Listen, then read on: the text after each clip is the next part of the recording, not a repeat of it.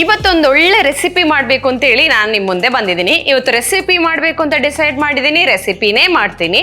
So ನಾನು ನಿಮ್ಮ Shweta, welcome to mother's world.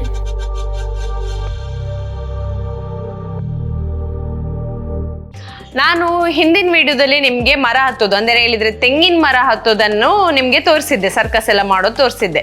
ಹೀಗೆ ಹತ್ತುವಾಗ ನನಗೆ ಒಂದು ಐಡಿಯಾ ಬಂತು.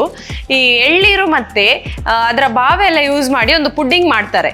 ಸೊ ನಾನು ಕೂಡ ಅದನ್ನು ಮಾಡಿ ನಿಮಗೆ ತೋರಿಸ್ಬೇಕು ಅಂತ ಹೇಳಿ ಡಿಸೈಡ್ ಮಾಡಿದೆ. ಆದರೆ ನಾನು ಕುಯ್ದದ್ದೇ 2 ಎಳ್ನೀರು, ಅದರಲ್ಲಿರುವ ನೀರು ಬಾವೆ ಎಲ್ಲ ಕುಡಿದು ಖಾಲಿ ಮಾಡಿದೆವು.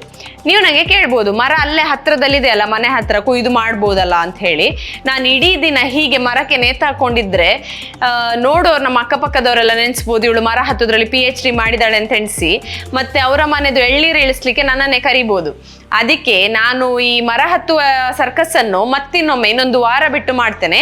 ಹಾಗೆ ಮಾಡಿದಾಗ ನಿಮಗೆ ಈ ಪುಡ್ಡಿಂಗ್ ಮಾಡೋದು ಹೇಗೆ ಅಂತೇಳಿ ಹೇಳಿಕೊಡ್ತೇನೆ. ಆದರೆ ಈ ವಿಡಿಯೋದಲ್ಲಿ ಇವತ್ತು ನಾನು ನಿಮಗೆ ಮಿಲ್ಕ್ ಪೌಡರ್ ಯೂಸ್ ಮಾಡಿ ಒಂದು ಟೇಸ್ಟಿಯಾಗಿರುವಂಥ ರಸ್ಮಲೈ ಮಾಡೋದನ್ನು ಹೇಳ್ಕೊಡ್ತೀನಿ. ಸೊ ಇದನ್ನು ಹೇಗೆ ಮಾಡೋದು ಅಂತ ನೋಡ್ಕೊಂಡು ಬರೋಣ ಬನ್ನಿ. ರಸ್ಮಲೈ ಮಾಡಲು ಬೇಕಾಗುವಂಥ ಇಂಗ್ರೀಡಿಯೆಂಟ್ಸ್ಗಳು ಮಿಲ್ಕ್ ಪೌಡರ್, ಲೆಮನ್, ಸಕ್ಕರೆ, ನೀರು, ಕೇಸರಿ. ಇದನ್ನು ಮಾಡುವಂಥ ವಿಧಾನ, ಮೊದಲಿಗೆ ನಾನು ಸ್ಟವ್ ಮೇಲೆ ಒಂದು ಪ್ಯಾನ್ ಇಟ್ಕೊಂಡಿದ್ದೇನೆ. ಇದಕ್ಕೆ ನಾನೀಗ 3 ಕಪ್ ನೀರನ್ನು ಮಿಕ್ಸ್ ಮಾಡ್ಕೊಳ್ತಾ ಇದ್ದೇನೆ. ನೀರು ಸ್ವಲ್ಪ ಉಗುರು ಬೆಚ್ಚ ಆದ ಕೂಡಲೇ ನಾನು ಇದಕ್ಕೆ 1 ಕಪ್ ಮಿಲ್ಕ್ ಪೌಡರನ್ನು ಹಾಕ್ಕೊಳ್ತಾ ಇದ್ದೀನಿ. ಈ ಮಿಲ್ಕ್ ಪೌಡರನ್ನು ಮಿಕ್ಸ್ ಮಾಡುವಾಗ ಚೆನ್ನಾಗಿ ಕಲಿಸ್ಬೇಕು. ಇದರಲ್ಲಿ ಗಂಟಾಗದೇ ಇರುವ ರೀತಿಯಲ್ಲಿ ಸ್ಪೂನ್ನಲ್ಲಿ ಕಲಿಸ್ತಾ ಇರಬೇಕು. ಪೂರ್ತಿಯಾಗಿ ನೀರಿನಲ್ಲಿ ಮಿಲ್ಕ್ ಪೌಡರ್ ಕರಗುವವರೆಗೆ ಈ ರೀತಿ ನಾವು ಸ್ಪೂನಲ್ಲಿ ಕಲಿಸ್ತಾ ಇರಬೇಕು. ನೋಡಿ, ಈಗ ಕಂಪ್ಲೀಟಾಗಿ ಮಿಲ್ಕ್ ಪೌಡರ್ ನೀರಿನಲ್ಲಿ ಕರಗಿದೆ. ಈಗ ಇದನ್ನು ಕುದಿಲಿಕ್ಕೆ ಬಿಡುವ. ಒಂದು ಕಪ್ನಲ್ಲಿ ನಾನೀಗ 1.5 ಲೆಮನನ್ನು ಸ್ಕ್ವೀಸ್ ಮಾಡ್ಕೊಳ್ತಾ ಇದ್ದೇನೆ. ಇದರ ಬೀಜವನ್ನೆಲ್ಲ ತೆಗೆದು ನೀರನ್ನು ಸಪ್ರೇಟಾಗಿ ಇಟ್ಕೊಂಡಿದ್ದೇನೆ.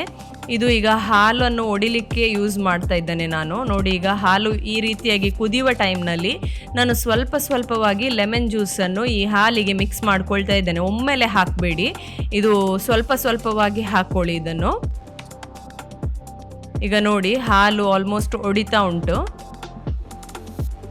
ನೋಡಿ, ಈಗ ಹಾಲು ಹೊಡೆದಿದೆ ಇದರಲ್ಲಿ. ಈ ಹಾಲು ಈ ರೀತಿ ಒಡೆದ ನಂತರ ಇದು ಗಟ್ಟಿ ಆಗಬೇಕು. ಸ್ವಲ್ಪ ಒಂದು 5 ನಿಮಿಷ ನಾವು ಈಗೇನೆ ಇದನ್ನು ಕುದಿಸುವ. ಸ್ವಲ್ಪ ಮೀಡಿಯಂ ಫ್ಲೇಮ್ನಲ್ಲಿಟ್ಟು ಇದನ್ನು ಚೆನ್ನಾಗಿ ಕುದಿಸ್ಕೊಂಡು, ನೋಡಿ ಇಷ್ಟು ಗಟ್ಟಿ ಆದ ನಂತರ ನಾವು ಸ್ಟವನ್ನು ಆಫ್ ಮಾಡಿಕೊಂಡು, ಈಗ ಒಂದು ಬೌಲಿಗೆ ನಾನು ಟೀ ಸ್ಟ್ರೈನರನ್ನು ಇಟ್ಕೊಂಡಿದ್ದೇನೆ. ಇದರ ಮೇಲೆ ಒಂದು ಕ್ಲೀನಾಗಿರುವಂಥ ವೈಟ್ ಬಟ್ಟೆಯನ್ನು ಸ್ಪ್ರೆಡ್ ಮಾಡಿಕೊಂಡು ನಾನೀಗ ಈ ಹಾಲು ಒಡೆದಿರುವ ಹಾಲನ್ನು ನಾನಿಲ್ಲಿ ಹಾಕ್ಕೊಳ್ತಾ ಇದ್ದೀನಿ. ಅದರಿಂದ ನೀರನ್ನು ಮತ್ತು ಪನ್ನೀರನ್ನು ಸಪ್ರೇಟ್ ಮಾಡಲಿಕ್ಕೋಸ್ಕರ ನಾನು ಹೀಗೆ ಮಾಡ್ತಾ ಇರೋದು. ಈಗ ನೋಡಿ, ಪನ್ನೀರನ್ನ ಮಾತ್ರ ನಾನು ಇದಕ್ಕೆ ಹಾಕ್ತಾ ಇದ್ದೇನೆ, ನೀರನ್ನೆಲ್ಲ ಸೋಸ್ತಾ ಇದ್ದೇನೆ. ನೋಡಿ,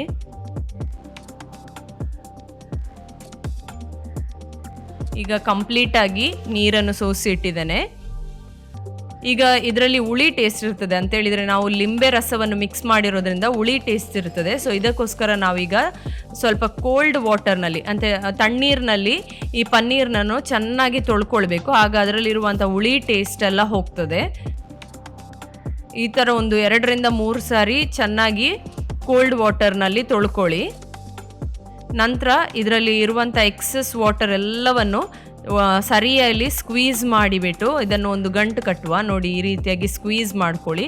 ಕಂಪ್ಲೀಟಾಗಿ ಇದರಲ್ಲಿರುವಂಥ ನೀರು ಹೋಗಬೇಕು, ಅಲ್ಲಿವರೆಗೆ ಚಂದ ಮಾಡಿ ಇದನ್ನು ಸ್ಕ್ವೀಸ್ ಮಾಡ್ಕೊಳ್ಳಿ. ಈಗ ನಾವು ಇದನ್ನು ಅರ್ಧ ಗಂಟೆ ಇದನ್ನು ಈ ರೀತಿಯಾಗಿ ಗಂಟು ಕಟ್ಟಿ ನಾವು ಇದರ ಮೇಲೆ ಇಡುವ. ಆಗ ಅದರಲ್ಲಿದ್ದ ಉಳ್ದ ಎಕ್ಸಸ್ ಆಫ್ ವಾಟರ್ ಎಲ್ಲ ಸಹ ಆರಲಿಕ್ಕೆ ಸಹಾಯ ಆಗ್ತದೆ. ಈ ಟೈಮ್ನಲ್ಲಿ ನಾನು ಸ್ಟವ್ ಮೇಲೆ ಒಂದು ಪ್ಯಾನನ್ನು ಇಟ್ಕೊಂಡು ಇದಕ್ಕೆ 1.5 ಕಪ್ ನೀರು ಹಾಕ್ಕೊಳ್ತಾ ಇದ್ದೀನಿ. ನಂತರ 1/4 ಕಪ್ ಸಕ್ಕರೆಯನ್ನು ಹಾಕ್ಕೊಳ್ತಾ ಇದ್ದೀನಿ. ಇದು ಜೋನಿ ಆಗೋದು ಬೇಡ, ಜಸ್ಟ್ ಇದು ಕುದಿಬೇಕು. ಕುದ್ದ ನಂತರ ಇದರಲ್ಲಿ ನಾವು ಮಾಡಿರೋ ರಸ್ಮಲೈ ಅಂತೇಳಿದರೆ ಆ ಪನ್ನೀರ್ ಈಗ ಏನು ಸ್ಕ್ವೀಸ್ ಮಾಡಿದ್ವಿ ಅದನ್ನು ನಾವು ಈ ಸಕ್ಕರೆ ನೀರಿನಲ್ಲಿ ಹಾಕಲಿಕ್ಕೆ ಉಂಟು. ಅದಕ್ಕೋಸ್ಕರ ಇದನ್ನು ಹೀಗೆ ಕುದಿಲಿಕ್ಕೆ ಬಿಡುವ. ನಂತರ ಪುನಃ ನಾನು 3 ಕಪ್ ನೀರು ತಗೊಳ್ತಾ ಇದ್ದೇನೆ. ಇಲ್ಲಿ ನಾನು ರಸ್ಮಲೈಯನ್ನು ಹಾಲಿನಲ್ಲಿ ಹಾಕೋ ಬದಲಿಗೆ ಮಿಲ್ಕ್ ಪೌಡರ್ನಿಂದಲೇ ಹಾಲನ್ನು ಮಾಡ್ಕೊಳ್ತಾ ಇದ್ದೀನಿ. ನಾವು ಮಿಲ್ಕನ್ನೇ ಕುದಿಸಿ ಸಹ ಹಾಕ್ಬೋದು, ಆದರೆ ಇಲ್ಲಿ ನಾನು 3 ಕಪ್ ನೀರು ತಗೊಂಡು ಅದಕ್ಕೆ ನಾನು 3/4 ಕಪ್ ಮಿಲ್ಕ್ ಪೌಡರನ್ನು ಮಿಕ್ಸ್ ಮಾಡ್ಕೊಳ್ತಾ ಇದ್ದೀನಿ. ಆಗಲೇ ನಾನು ಕಂಪ್ಲೀಟ್ ಮಿಲ್ಕ್ ಪೌಡರ್ ಕರಗುವವರೆಗೆ ಯಾವ ರೀತಿ ಕಲಿಸ್ತಾ ಇದ್ದೆ, ಈಗ ಸಹ ಅದೇ ರೀತಿಯಲ್ಲಿ ಕಲಿಸಬೇಕು. ಚಂದ ಮಾಡಿ ಕಲಿಸಿ ನಂತರ ಇದಕ್ಕೆ ನಾನು 1/4 ಕಪ್ ಸಕ್ಕರೆಯನ್ನು ಹಾಕ್ಕೊಳ್ತಾ ಇದ್ದೇನೆ. ಇದು ಚೆನ್ನಾಗಿ ಕುದೀಲಿ. ನೋಡಿ ಈಗ ಅರ್ಧ ಗಂಟೆ ಆಗಿದೆ ಪನ್ನೀರನ್ನು ಇಟ್ಟು ನಾವು. ನೋಡಿ ಇದು ಚಂದ ಗಟ್ಟಿಯಾಗಿ ಪರ್ಫೆಕ್ಟ್ ಆಗಿದೆ. ಸೊ ಇದನ್ನು ನಾವೀಗ ಚಂದ ಮಾಡಿ ನಾದಬೇಕು. ನಾನೊಂದು ದೊಡ್ಡ ಪ್ಲೇಟ್ ತೆಕ್ಕೊಂಡಿದ್ದೇನೆ, ಇದರ ಮೇಲೆ ನಾನು ನಾದ್ತಾ ಇದ್ದೇನೆ. ನೋಡಿ ಇದು ಈಗ ನಾವು ಮಾಡೋ ರಸ್ಮಲೈ ಹೇಗೆ ಎಷ್ಟು ಸಾಫ್ಟ್ ಆಗ್ತದೆ ಅಂತ ಹೇಳೋದು ನಾವು ಈ ರೀತಿಯಾಗಿ ನಾದುದ್ರ ಮೇಲೆ ಇರೋದು. ಇದು ಒಳ್ಳೆ ರೀತಿಯಲ್ಲಿ ಚಂದ ಮಾಡಿ ಅದರಲ್ಲಿ ಸ್ವಲ್ಪ ಒಂಥರ ಆಯಿಲ್ ಬರುವವರೆಗೆ ಸರಿಯಾಗಿ ನಾವು ಇದನ್ನು ನಾದಬೇಕು. ನೋಡಿ ಈಗ ಇದು ಪರ್ಫೆಕ್ಟ್ ಆಗಿದೆ. ಈಗ ನಾವು ಸಣ್ಣ ಸಣ್ಣ ಬಾಲ್ಸ್ನಾಗೆ ಮಾಡಿ ಹೀಗೆ ನಾವು ರಸ್ಮಲೈ ನೋಡಿದಿರಲ್ಲ ಯಾವ ಶೇಪ್ ಇರ್ತದೆ ಅಂತ, ಅದು ಒಂಥರ ಬಾಲ್ನಾಗೆ ಮಾಡಿ ಸ್ವಲ್ಪ ಚಟ್ಟೆ ಮಾಡ್ಕೊಳ್ಳಿ. ನೋಡಿ ಈ ರೀತಿಯಾಗಿ ಅದು ಸೈಡ್ ಒಡಿಬಾರ್ದು, ಸೈಡ್ ಒಡೆದೇ ನೀರಿಗೆ ಹಾಕುವಾಗ ಅದು ಬಿಟ್ಕೊಳ್ತದೆ. ಸೈಡ್ ಒಡೆಯದೇ ಇರುವ ರೀತಿಯಲ್ಲಿ ಈ ರೀತಿಯಾಗಿ ಚೆನ್ನಾಗಿ ಪ್ರೆಸ್ ಮಾಡ್ಕೊಳ್ಳಿ. ಇದು ನೀವು ನಾದುವಂಥದ್ದು ಕರೆಕ್ಟ್ ಆಗಿದ್ದರೆ ಈ ರೀತಿಯಾಗಿ ನೀಟಾಗಿ ಬರ್ತದೆ. ನೋಡಿ ಈಗ ನೀರು ಕುದೀತಾ ಇದೆ, ಹೈ ಫ್ಲೇಮ್ನಲ್ಲೇ ಇರಲಿ. ಹೈ ಫ್ಲೇಮ್ನಲ್ಲಿ ನೀವು ಪನ್ನೀರೆಲ್ಲವನ್ನು ನೀವು ಇದರೊಳಗೆ ಹಾಕ್ಕೊಂಡು ಈ ರೀತಿ ಹೈ ಫ್ಲೇಮ್ನಲ್ಲಿ ಒಂದು 4 ನಿಮಿಷ ನೀವು ಕುದಿಲಿಕ್ಕೆ ಬಿಡಿ.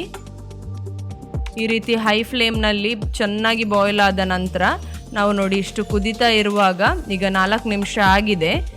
ನಾನೀಗ ಇದನ್ನು ಕ್ಲೋಸ್ ಮಾಡ್ಕೊಳ್ತಾ ಇದ್ದೀನಿ. ಈ ರೀತಿಯಾಗಿ ಕ್ಲೋಸ್ ಮಾಡಿ ಒಂದು ಮೀಡಿಯಮ್ ಫ್ಲೇಮ್ನಲ್ಲಿಟ್ಟು ಒಂದು 15 ಮಿನಿಟ್ಸ್ ಇದನ್ನು ಚೆನ್ನಾಗಿ ಬಾಯ್ಲ್ ಮಾಡಿ. ನೋಡಿ ಈ ರೀತಿ ಆಗಿದೆ 15 ಮಿನಿಟ್ಸ್ ಆದ ನಂತರ.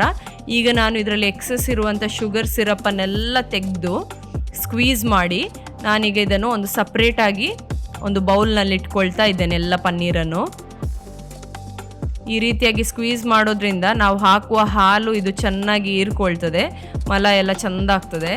ನೋಡಿ ಈಗ ನಾವು ಹಾಲನ್ನು ಕುದಿಸಿಟ್ಟಿದ್ದೆಲ್ಲ ಆ ಹಾಲನ್ನು ಈಗ ನಾನು ಈ ಪನ್ನೀರಿಗೆ ಮಿಕ್ಸ್ ಮಾಡ್ಕೊಳ್ತಾ ಇದ್ದೇನೆ. ಇದು ಪೂರ್ತಿ ಕಂಪ್ಲೀಟ್ ಮುಳುಗುವವರೆಗೆ ಹಾಕಿ ನಂತರ ಇದಕ್ಕೆ ನಾನು ಹಾಲಿಗೆ ಕೇಸರಿಯನ್ನು ನೆನೆಸಿಟ್ಟಿದ್ದೆ. ಇದೀಗ ಕಲರ್ ಬರಲಿಕ್ಕೋಸ್ಕರ ನಾನು ಈ ರೀತಿಯಾಗಿ ಮಾಡಿದ್ದೆ. ಸೊ ಈ ಕೇಸರಿಯನ್ನು ನಾನು ಇದಕ್ಕೆ ಮಿಕ್ಸ್ ಮಾಡ್ತಾ ಇದ್ದೇನೆ. ನಂತರ ಬಾದಾಮಿ ಕಟ್ ಮಾಡಿಟ್ಕೊಂಡಿರುವಂಥ ಬಾದಾಮಿಯನ್ನು ಇದಕ್ಕೆ ಮಿಕ್ಸ್ ಮಾಡುವ. ಇದು ಕೂಡ ಟೇಸ್ಟ್ ಒಳ್ಳೆ ಕೊಡ್ತದೆ. ಮತ್ತು ಒಂದು 1 ಅವರ್ವರೆಗೆ ನಾವು ಫ್ರಿಜ್ನಲ್ಲಿ ಇಟ್ಕೊಂಡಿದ್ದೆ. ನೋಡಿ ಈಗ ಕೂಲಾಗಿದೆ.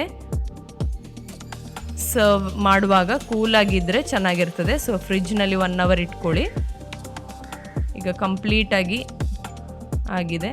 ನೋಡಿ ಈಗ ಟೇಸ್ಟಿ ಆಗಿರುವಂಥ ರಸ್ಮಲೈ ರೆಡಿಯಾಗಿದೆ.